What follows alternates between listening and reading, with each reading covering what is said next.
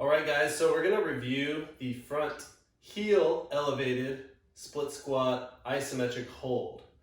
So all it is just getting that back knee elevated just an inch or two off the floor and holding for the allotted time. So I like to start at the bottom position. So get your weights, have one in each hand. You're going to put just the balls of your feet up on a plate, something that's not too high up off the floor. And the heel, you're just gonna bring it up even with the rest of your foot. So I'm gonna grab my weight. And then when I go and hold, I wanna avoid sticking my butt out. I wanna tuck my hips forward, pull my ribs in, so I'm kind of crunching my abs. And so I should feel a good stretch through the front side of my quad. If I'm sticking my butt out too much, I'm not gonna get that good hip position. Okay, here we go.